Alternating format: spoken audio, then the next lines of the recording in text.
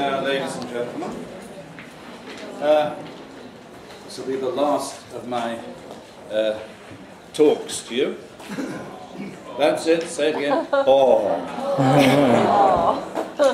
So anyway, paper handkerchiefs will be provided here for people to sob at the end, and you will see a pile of suitable over here for all the gifts that I expect to receive. Like the Queen, I shall pass most of them on to charity. This is a charity I've founded myself, the Home and Expenses Fund for Destitute Lecturers. I'm the president. Okay, well, in this lecture, we're going to consider certain features which are characteristic of connected speech, especially connected speech at anything which is above the slow, sedate rate of delivery, sometimes known as careful colloquial, which is generally taught to learners of English as a foreign language. I'm not against careful colloquial, I'm not against this slower rate of delivery. I think it's very useful, in particularly in the early stages of language learning. But there comes a time for advanced learners, namely you, when it's a good idea to examine what goes on in real English speech. And many of the phenomena which we discover in English have counterparts in other languages, undoubtedly including your own mother tongue, your own L1. All languages modify complicated sequences, normally sequences of consonants in connected speech, in order to simplify the articulation process. And furthermore, this manner varies from one language to another. This is the problem. Furthermore, most native speakers are totally unaware of these simplification processes, and are often surprised, or sometimes even shocked, or sometimes even furious when these are pointed out to them. I point out to a lady on one occasion when I was teaching somebody who was then going to go into teaching school teachers, that when you said "don't you," you didn't actually say "don't you," you said "don't you." And she said, "I don't say that. I just don't. You don't say that, do you? Do you? You don't say that, don't you?" And in the actual denial of what I said, she produced examples of what I was saying. In fact, it's a very good exercise to record some ordinary conversation of educated speakers in your mother tongue. Say your friends, if you happen to have any educated friends. I'm not sure that I have, but still. And then make an accurate transcript of their speech. And you'll be surprised at the apparently incoherent nonsense which appears on paper. And you'll also be surprised if you can find some way towards analysing the phonemic system of your language. If you put down some stuff in phonemic symbols for your mother tongue, you'll be surprised at how phonemic shapes are represented, as represented in orthography and spelling, are transformed in the flow of speech. I often refer to them as the surprises of connected speech, because they are indeed extremely surprising in some instances. Now, before I go any further, I've got to emphasize that what we're dealing with here is English pronounced at a perfectly regular rate of delivery. This talk is not concerned with very rapid speech. This is concerned with an ordinary rate of delivery, the ordinary conversational speed of English. What we're studying here is the everyday spoken English that you'll hear all around you. First of all, we have to deal with the concept of ideal forms as opposed to connected speech forms. An ideal form is similar to the citation form, how you quote a word. If you take a word from a dictionary and you say how you pronounce it in isolation, it's a citation form. Connected speech forms are characteristic of colloquial speech at a normal rate of delivery. And these changes are the result of phonetic conditioning. That is to say, how segments and where segments are affected by other adjacent or near adjacent segments. Let's move on to consider what these connected speech phenomena are. Firstly, we can take the phenomenon we call assimilation. These are changing sounds. Sounds change under the influence of other neighbouring sounds. Next, we can take elision. Sounds disappear. They are elided. Elide is the verb form of elisions. They are elided. Sounds are deleted under the influence of other neighbouring sounds. Elision merely means deletion. The sound disappears. Lastly, we can take liaison. Liaison deals with appearing sounds. And here sounds are inserted to form a link between other neighbouring sounds. So they're the linking sounds. So these three effects that we have here then, assimilation, elision, and liaison. Let's look at assimilation first, which in fact is in some ways the most complex of these. We can define assimilation, and it's defined on your handout for you. We can define assimilation in this way. When, as a result of phonetic conditioning, one phoneme is replaced by a second under the influence of a third. That's my definition of it, and one which most people, I think, in this department and on this summer school will use. Other people would define it in a different way. Other linguists would define it in a different way.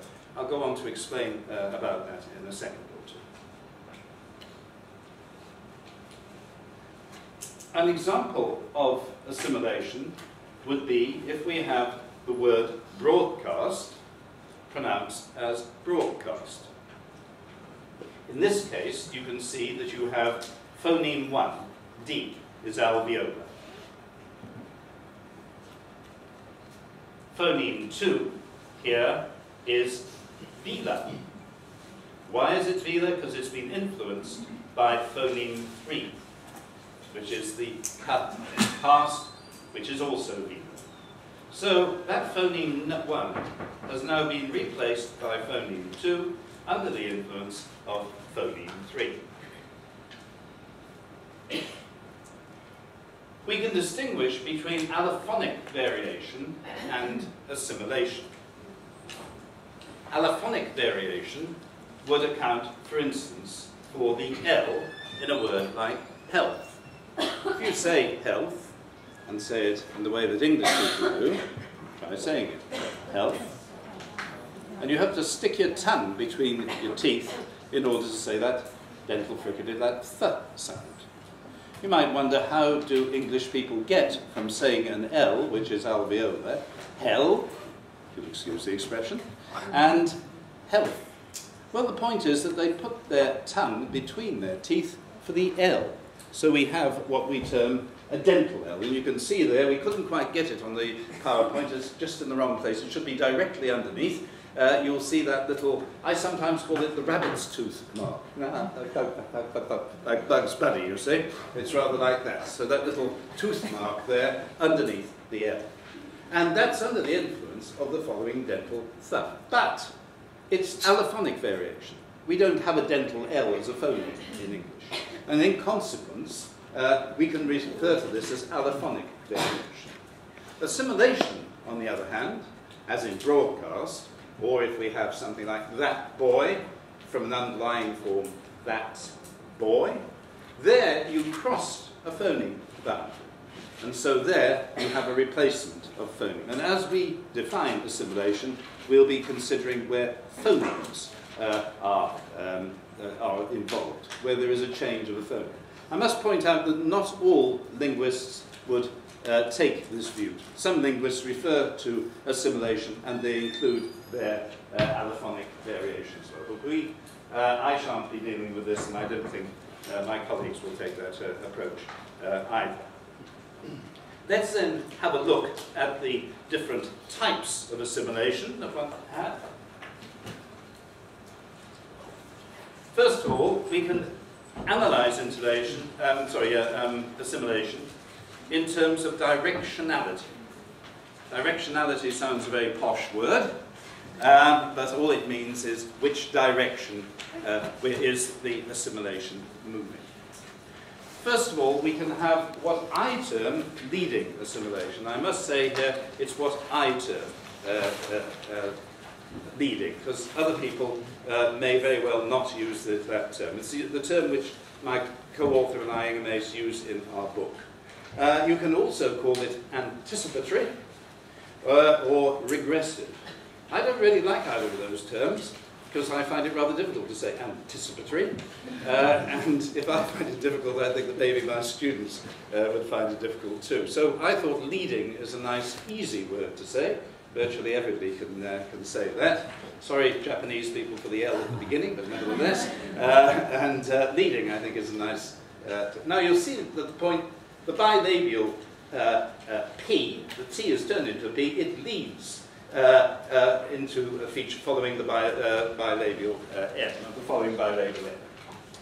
The next example that we can have is the other way around, what I term lagging assimilation. This is also called perseverative assimilation. Once again, a rather complicated word, and I think lagging is easier for people to say. And other linguists call it progressive, which I find a very confusing term indeed. I never know which direction the progress is. But this is an example. This is in the corner, where alveolar N lags, retaining a feature of the preceding alveolar nasal N.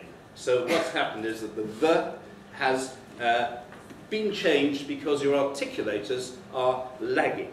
They're not catching up, as it were, with the rest of the articulation. So this we term lagging. Oops, that was being stabbed in the back there. Lagging assimilation. Then if we move on, we have our third type of directionality, which we term reciprocal assimilation. Reciprocal in this context just means two-way, and it often results in an effect which we call coalescence. Coalescence means the merging together of two sounds. And it often affects y, the yod, as we call it, and so therefore it often results in yod coalescence. The example we got there, this year. Features are exchanged in both directions, and both phonemes in the sequence are affected. So this then, our third type of assimilation in terms of directionality. We can then move on to consider types of influence. So here we have, first of all, assimilation of place. This is where assimilation affects the place of articulation. So if we take the example that I've got here, we've got a T in utmost becoming a P, a bilabial consonant. So the alveolar moves to the lips. One often finds alveolar consonants are involved in assimilation, incidentally. They're the most unstable, as we say, of the consonant articulations in English. Alveolar consonants are the ones which are most commonly affected. Now this utmost is not my invented example. I quite often invent examples, but this isn't one.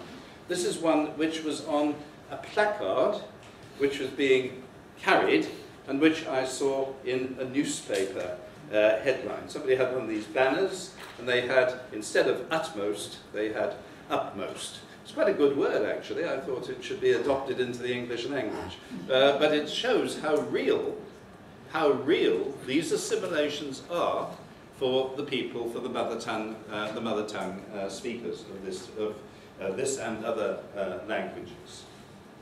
Right, we can take the next example here, which is assimilation of voice, affecting the fortis-lenis contrast. I normally call this assimilation of energy, the reason being that it affects fortis-lenis. So I usually say here I usually refer to it as assimilation of energy, but you can call it assimilation of voice, and virtually every textbook will call it assimilation of voice. This is the most frequent form of connected speech process in many languages, but it's very rare in most types of English, at least in stressed syllables, much more common than most of the books suggest in unstressed syllables. As I said, in English, you don't find it in many examples, but we can get a few examples. One which I've got there on the board is of course, but a couple of others are quite significant, and I haven't put them on the handout, so what I shall do is write them up here. I hope you can see. Oh yes. Oh, good, I haven't done this before. Right. You have, in the, one example which is very significant is in have to, where have to means must. I have to do it. And this will normally be said as, well, normally will always be said as have to. So if you mean must, if have to means must, then you have to say have to. It's an obligatory assimilation in English. I see Jack shaking his head, but nevertheless, I think I hear this almost invariably. And the similar one, though not quite as long, is supposed to, where you have here this section supposed to as ST, supposed to. So often you leave out this first vowel as well. Supposed to is what you often hear people actually saying in this context before a consonant's supposed to. And this is something which you will hear constantly in everyday conversation. So have to and supposed to, and we also have, of course. Please, teacher, how about used to? Oh yes. What would I do without Jack to give me advice? I've said this to people before.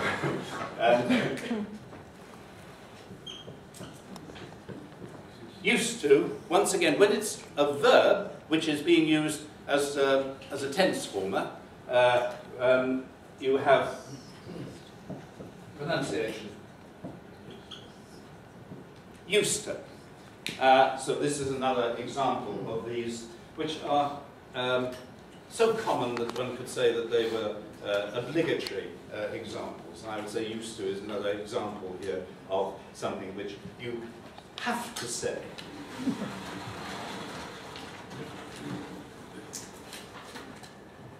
So, moving on now to our next topic.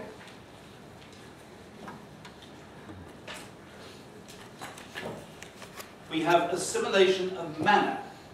This is affecting the manner of articulation. And one example of this is where you have, as on the board there, you have dental fricatives replaced by preceding alveolar articulations, resonance. So if we take all the books are in the corner, then you have a frequent, very common feature of modern colloquial English. And the significance of this is mostly, in my experience, underestimated. We'll come back to it later because it's rather significant. But this is manner of articulation, because here you have a different manner of articulation in the assimilation. Assimilations, different varieties of assimilation, can co-occur, can occur at the same time. So in the case of should you, a very common assimilation involving coalescence, you have both place and manner involved. More than one phoneme can be affected simultaneously. And so this is true if you have something like front page being said as from page. It doesn't look funny. This is where transcription lets you down, because it looks so funny when you write it down in transcription. But if you listen to me saying it, from page, then you can see that it sounds quite normal. And more than one phoneme is affected simultaneously by the same type of assimilation. I want to come back to these lagging assimilations, as I call them, perseverative assimilations, which involve the in function words. These are very useful to you because they enable you to cheat. They enable you to get around this very awkward the sound. You may wonder, how on earth do English people get to all these the consonants? The answer is that very often they don't. Very often you'll find that they cheat, as it were, in their mother tongue because of these assimilations. So if I say any of these, on the shelves, all the time, what's the matter, how's the business, I'm not saying a single dental fricative. And yet, I hope my native speaker colleagues, whoops, this is how to kill lecturers. I hope it's not a bad idea sometimes, but I hope that my native speaker colleagues would agree that this can't be detected in the flow of conversation. Say them again, shall I? All the time, sorry, on the shelves, all the time, what's the matter, how's the business, and you can't detect any difference. One thing, you must have a reasonable rate of delivery for this. If you slow down and say on the shelves, it sounds ridiculous. All the time sounds like an attempt at peculiar French. What's the matter? What's the matter would sound like, again, an imitation of somebody who's speaking English of a foreign language. How's the business? It sounds ridiculous. You must have a reasonable rate of delivery. And once again, this transcription is a little bit misleading. What you really have here are not two consonants. What you really have here is a lengthened consonant. So it's on the shelves. You don't have on the shelves. It's a lengthened consonant. And we don't have any way in phonemic transcription of representing that. So the transcription is rather misleading, but the effect is, I think, very obvious for all to hear.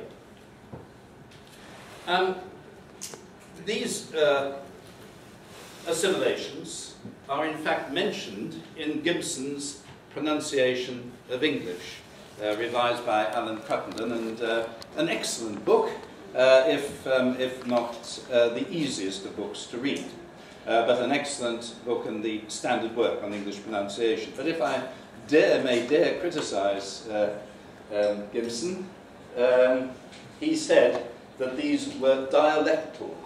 He implied, I think, that they were Cockney or something of this sort. He was wrong. He wrote this book in 1962.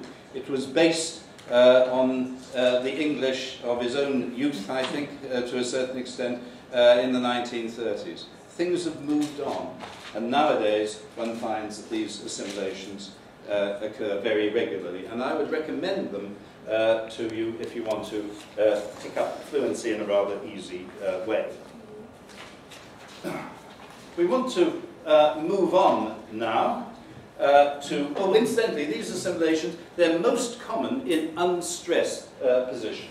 Most common in unstressed position, but I have heard them very frequently in stressed position. I've heard people say, in that case, and it's always, of course, with function words, because the sound, the dental fricative, is essentially in function words. The most commonly affected word is the, and nevertheless you can still hear, except at a very rapid tempo, you can still hear a difference between the and the definite article. The reason being that the rhythm is affected. So if I say it's in the corner, you can hear a difference between that length of the end and the rhythm and it's in a corner. They still sound quite different, but not because you have a dental fricative articulation. We want to move on now to elision, derived, as I said, from the verb elide, And this involves the deletion of a phoneme from the ideal form. This gives you examples, such as the ones I've got here on the screen. Steam pudding, reduced to a pound, reduced to a pound. Compress files. Once again, you may find that the final consonant is somewhat lengthened, though we don't usually show this in our transcription. Well, steam pudding gives the idea, perhaps, of a pudding made out of steam. And you not infrequently see this written on menus. It's a pudding, of course, which is steamed. This is the cooking process. But I've often seen steam pudding written on the menu of a canteen. The example which I've got there, reduce to a pound, I actually saw in Tesco's in Tottenham Court Road about 4 days ago. And on the notice of stuff which had indeed, items which had indeed been reduced to a pound. But once again, this shows how real these elision and assimilation processes are for native speakers. I'm going to make a slight digression here. I don't often deal with diachronic linguistics, but I'm just going to, if I refer to your handout, where there are more examples. We can distinguish between synchronic, stuff which is going on at the present day, and diachronic, where we examine historical events in linguistics. What we've been discussing so far is synchronic, often termed loosely, rather badly in my opinion, contemporary assimilation or elision. In diachronic terms, we can also consider historical assimilation and elision. That's where the original, non-assimilated or elided ideal form becomes extinct, and the assimilated, elided form becomes established, and thus a new ideal form is created. And this is what's happened with cupboard. You can see from the spelling that originally it was cupboard, board on which you put cups, but it's become cupboard. Christmas has lost its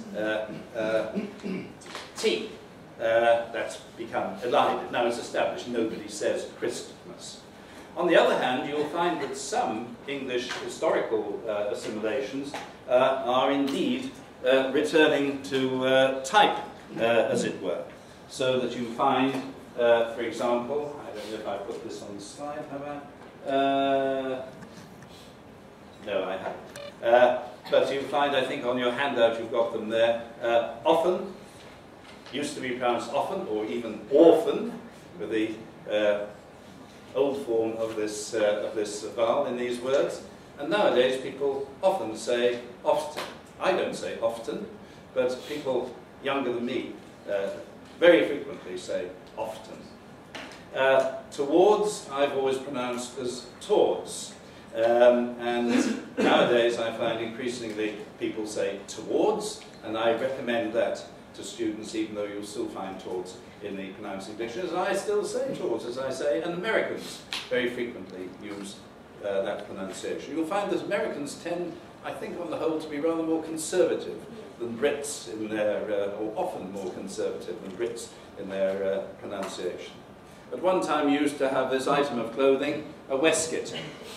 And this was the 19th century pronunciation of the word. Nowadays, everybody says waistcoat. Reversion to spelling pronunciation, and my colleague Jack Windsor-Lewis here is something of an expert on these matters, so perhaps I'd better stop there, because he can give you countless more examples than I can. Another example, I will give one more. This is my forehead, as far as I'm concerned. Nowadays, people say forehead. So a lot of these historical elisions are coming back. For you about the little girl who was horrid? yes, that's right. That's right. There was a little girl who had a little curl right in the middle of her forehead. When she was good, she was very, very good, and when she was bad, she was horrid.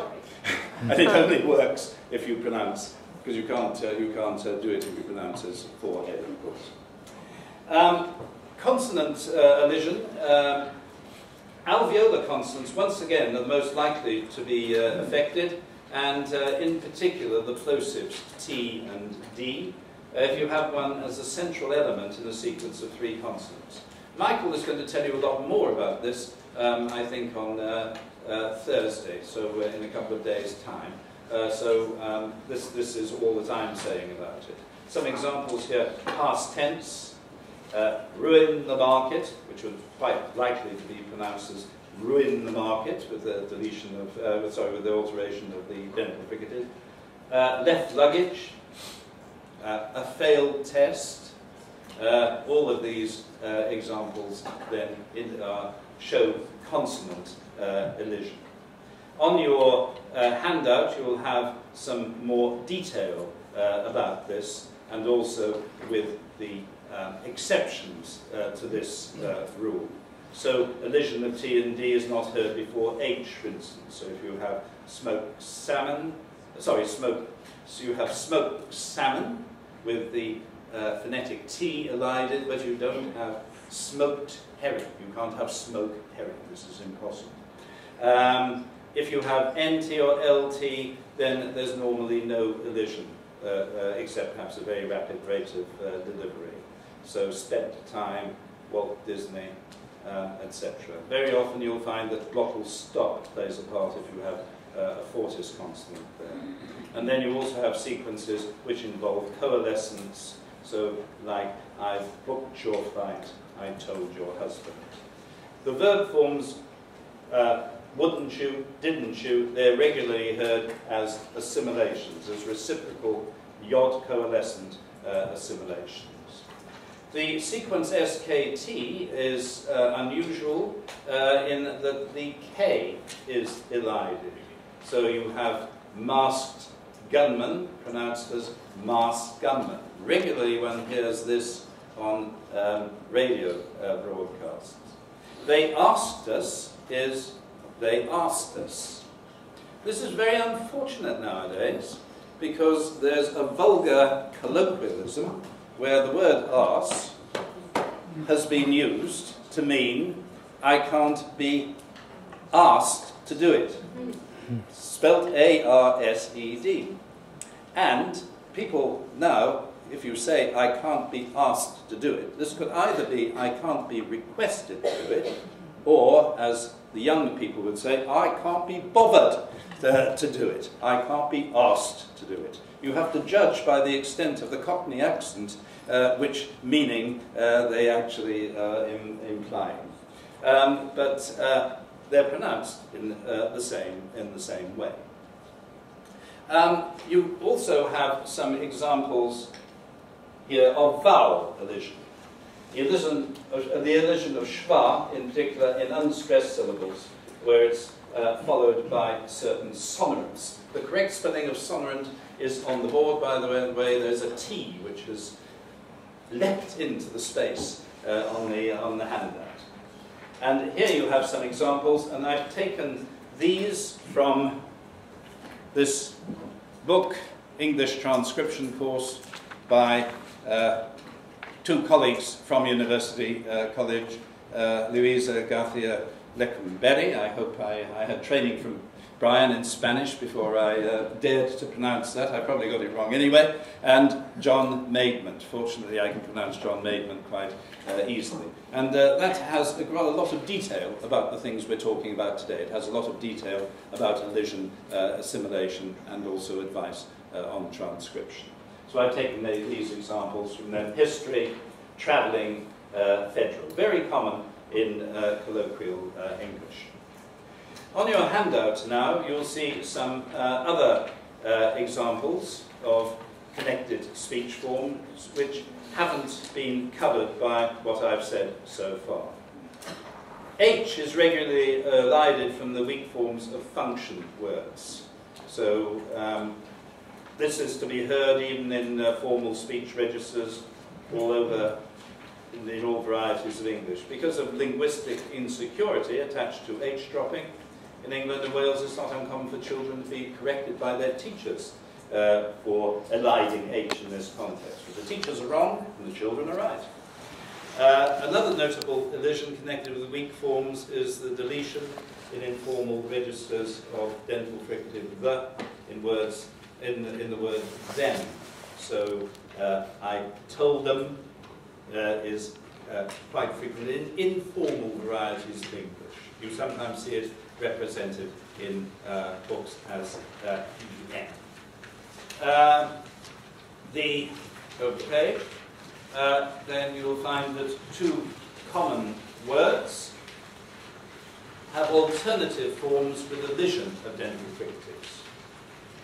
So the word months and the word close are quite reasonably pronounced as white and broad, so we don't have that. So the words months and close can be pronounced in that way. Say them. Months. Months. Close. Close. I close the door. And you can pronounce them quite happily in that way. They're in the pronouncing dictionary as alternatives. And since a lot of people have a lot of difficulty with these words, and they say months or something like clothes, I've heard the most weird things, this is a good way out of that particular difficulty. Forms of numerals don't elide th, but they may elide the preceding consonant. So you can say fifth and 12th, and you'll hear native speakers produce that quite commonly. The elision of V in of is especially to be heard before the.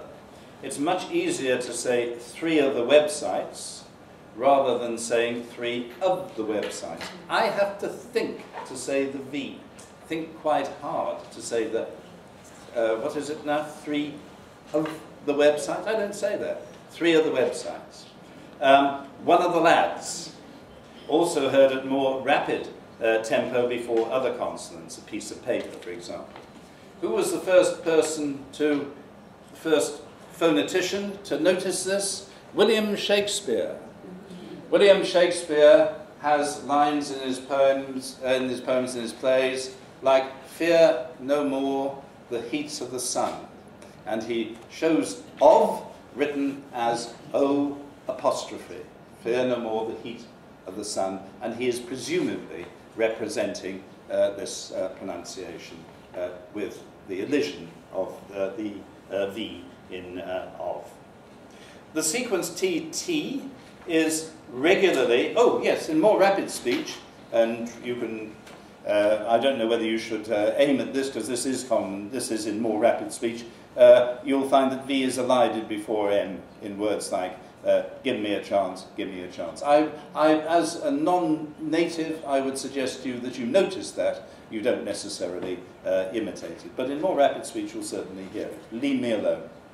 The sequence TT is normally reduced to T in 3 common verbal forms: ought to, want to, and got to. This is something which I think you ought to imitate. Ought to imitate.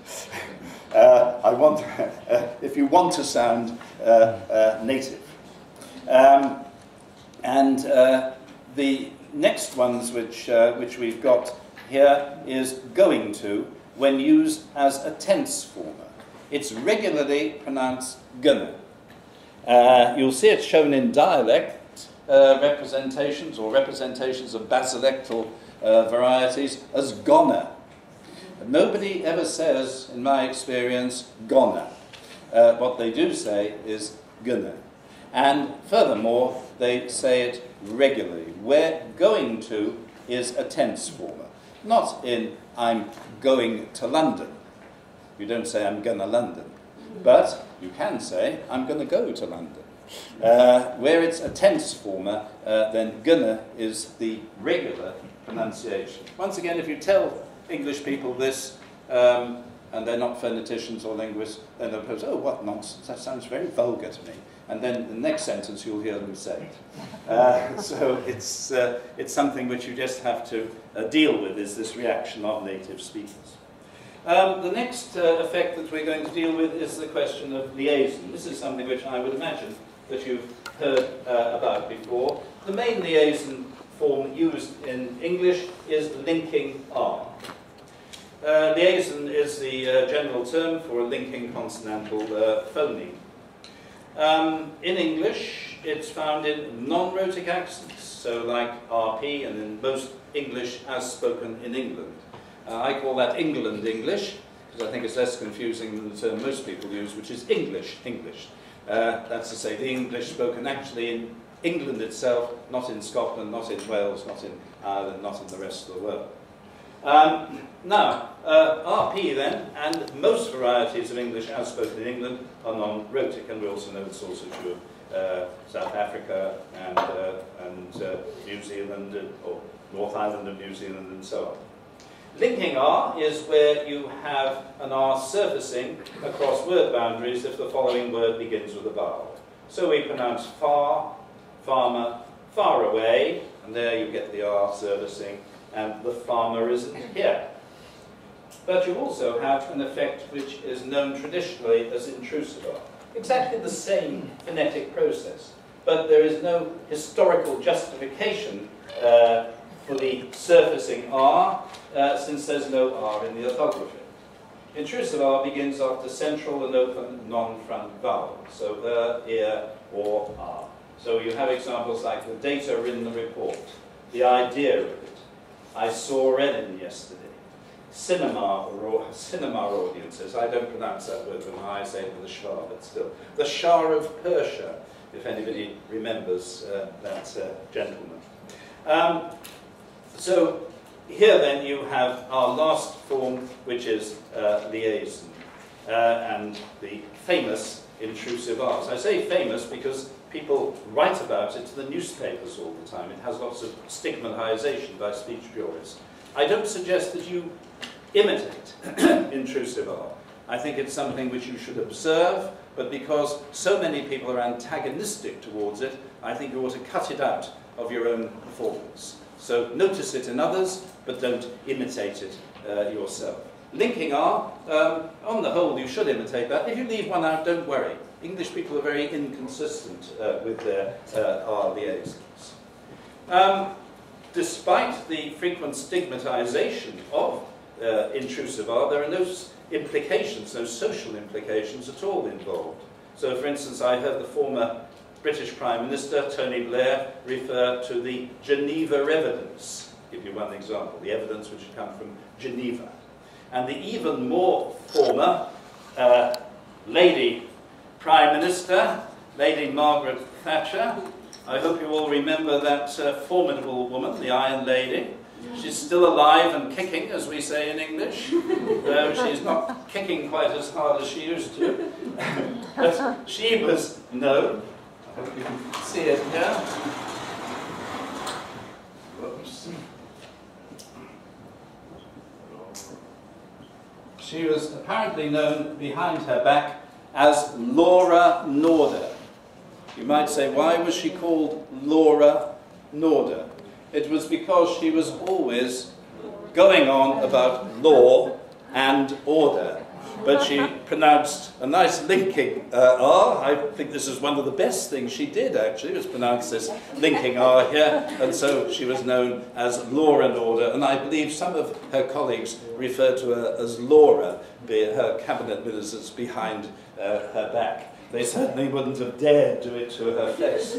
Right, well, I hope that you are now aware of some of the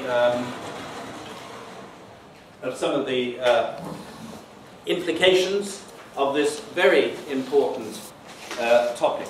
I say very important topic, I emphasize that because it's often not taught at all. Very neglected.